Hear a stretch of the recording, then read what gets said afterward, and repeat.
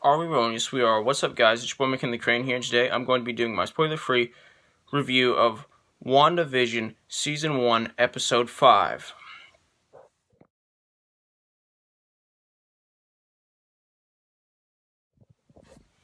So, if you didn't already know, WandaVision is a 2020 Disney Plus MCU series that stars Elizabeth Olsen as Wanda Maximoff, aka Scarlet Witch, and Paul Bettany as Vision.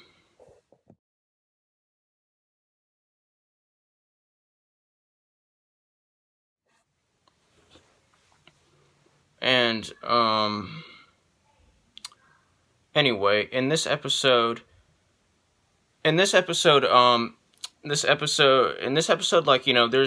there's a lot of time dedicated to Wanda and Vision's, like, whole situation within, the sitcom setting, like, realm thing, or whatever you call it. Like, my dog. There's a lot of time dedicated to Wanda and Vision and their life, like, in, like, the sitcom set, in, like, the whole sitcom setting. And there's also a lot of time dedicated to the characters which the previous episode of the show was dedicated to. Hold on, it's a little dizzy. It's a little, like, fuzzy up there for some reason right now. So anyway, this episode is also, like, half of this episode is also dedicated to the characters from the previous, like, episode of WandaVision, like, episode 4, which were, like, the sword agents, which were of course, Monica, played by Tiona Paris, Darcy Lewis, played by,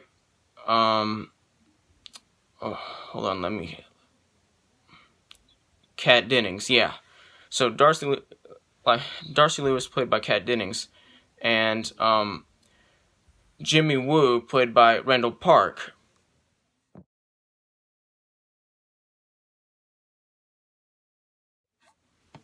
So yeah, there's also a lot of time in this episode dedicated to those, like, sword agents, like, who are trying to figure out, like, why all of this.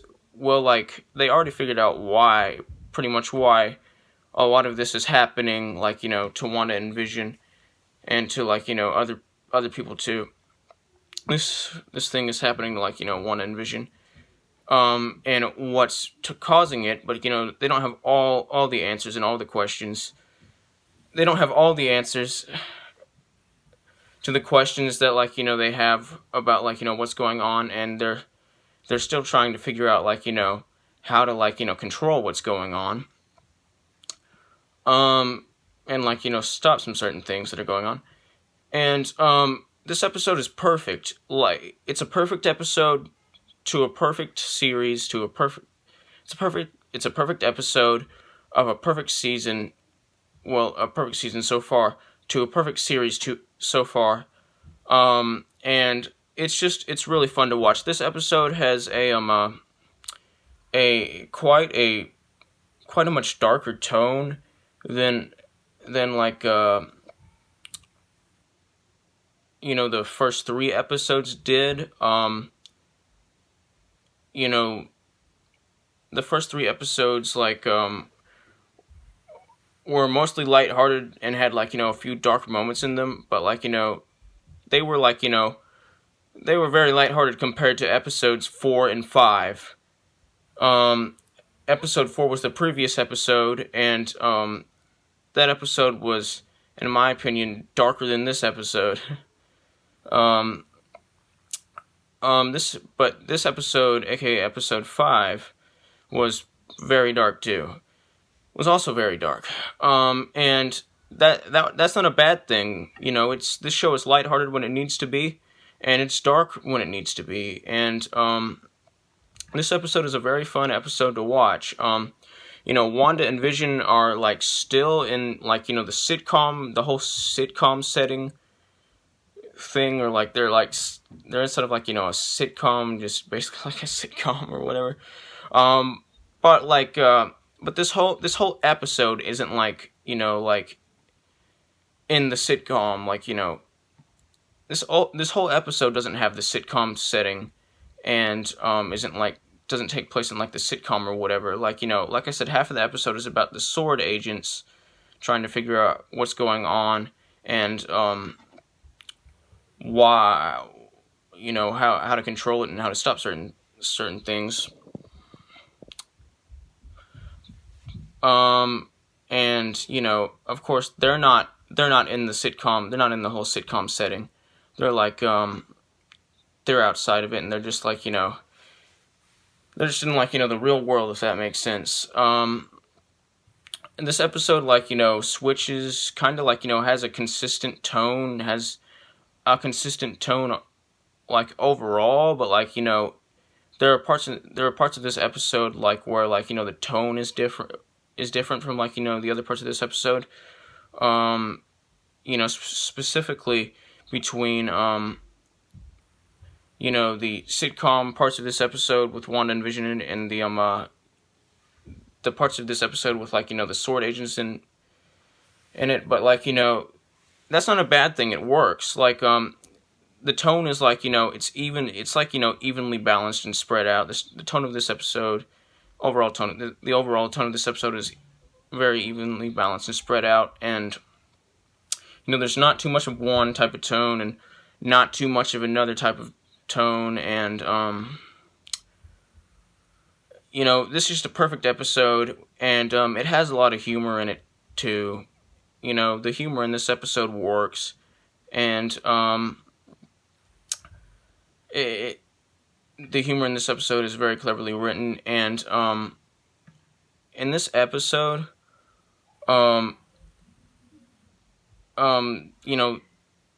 we get kind of we continue getting kind of a glimpse into the darker side of Wanda. My dog. That was my dog. Into like I said, a darker side of Wanda, which we started really getting in the previous episode, which was the 4th episode, and that works, and some new stuff starts happening between Wanda and Vision. Some unusual stuff we get kind of a different side. Well, not really a different side, because this was always in Vision's character, but kind of like a closer look at Vision's whole perception of their their situation, and it's awesome. It's perfect, and their chemistry is perfect and great as always, and it's perfect as always. And I love this episode. It was dark. It was dark and lighthearted. When it needed to be, of course. It had lots of little twists and turns, and they all worked. This was a very fun episode. It could be a very emotional episode too, and a very intense episode at times. It can get really well, not extremely intense, but it can get very intense at certain times in this episode, and at certain moments in this episode, and that's been happening. That's not really new, because that's been happening in the all throughout this series, even in the earlier episodes, which were significantly more lighthearted than these episodes were, than these 2 episodes are. Okay, then what I mean to say is this episode and the previous episode are, or were,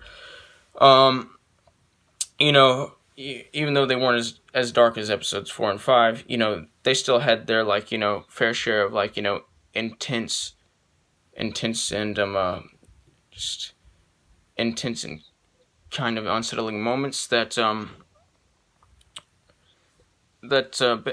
weren't bad at all, and they benefited the story, and they highly benefited the story. But what I'm saying is that there just weren't a lot of them in the first 3 episodes than there were compared to the amount of like dark and unsettling moments in the previous episode, which is episode 4, and this episode, which is episode 5. I love this episode. It the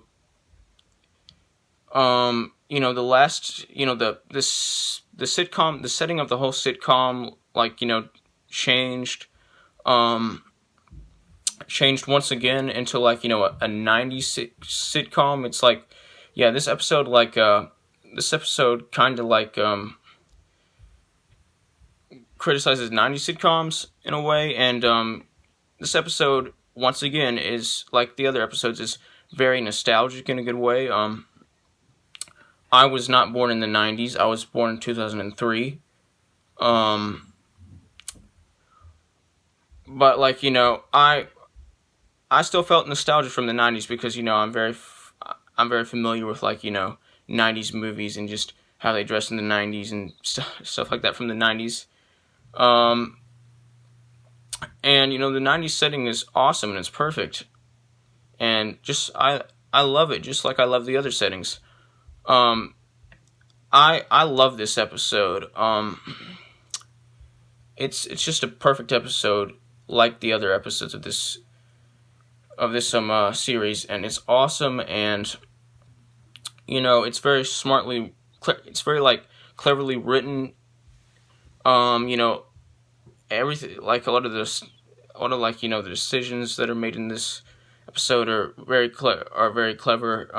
All of the decisions that are made in this episode are very clever. This episode has clever dialogue. It has great chemistry, great acting. It has perfect chemistry, perfect acting. Everything in this episode is perfect, and everything in this show has been perfect so far. And this episode, in my opinion, is the best episode yet. And part of what makes this episode the best episode yet, to me, is what happens at the end of the episode. And it was unexpected. I did not expect it at all. Like, it was, what happened at the end of the episode was kind of like, it's like, it was like a fan pleaser, if that makes sense. It was kind of like a fan pleaser, like, it's like, holy crap, it's like, holy crap. And they knew that I wanted this, and they gave it to me, and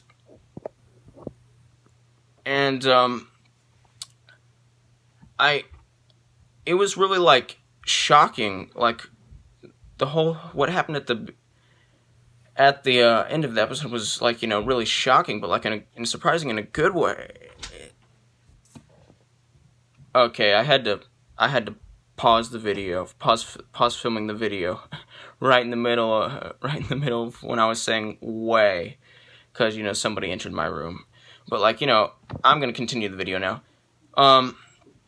It's like really shocking and surprising in a good way, and also in a lighthearted way, in a fun way. It's like, it's not the dark kind of shocking, if you know what I mean.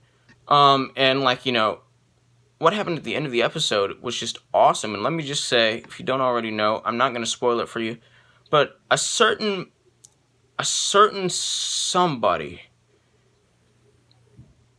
makes an appearance on the show, and it's someone who's